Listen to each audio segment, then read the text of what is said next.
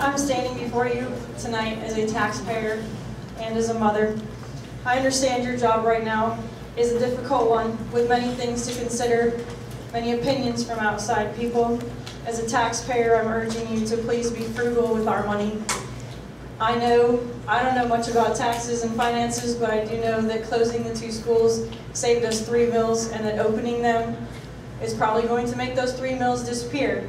Now, the motion you went through tonight is, changes what I was going to say a little bit. I wasn't quite ready for that. But I still believe that 2 old buildings and the amount it's going to take to renovate them and possibly upkeep, even though you're going to do what sounds like a significant renovation, is still a lot of money. And I think, as a taxpayer, I understand RMS is not in our long-term plans. I do believe it is in our short-term plans long enough to build a new school. And what we want is to be pulling in businesses and families into our school district. We want our school district to be attractive. Right now, it is a farce. Our Washington County, from a report on KDKA, had one of the largest job rate growth in the country. Washington County, gases, Marcellus Shale, all these businesses are coming in. We want to attract their families with a school district that is appealing.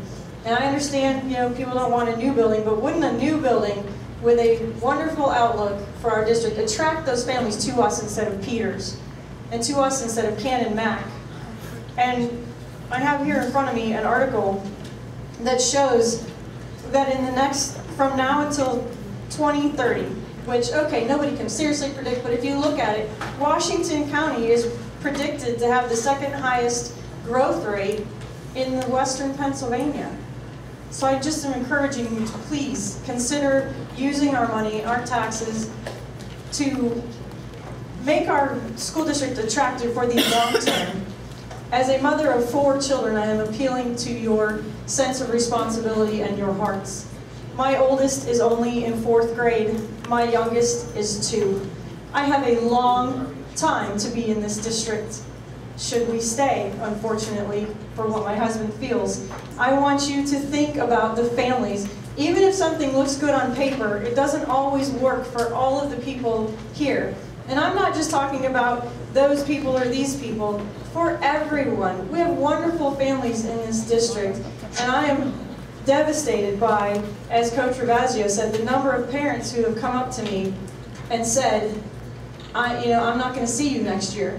I have a Girl Scout troop, and at the end of our year, instead of saying see you next year, I had 4 to 6 families come up to me and say, I'm sorry, we won't be back. We've already bought a house. This is not what we want for the future of Ringgold. My children are 3rd generation in Ringgold, and we would like to keep it that way. And I really encourage you, please, to consider not just what looks good on paper, but consider the real lives that you hold in your hands as the board, and make frugal decisions based on what's best for our children. Thank you.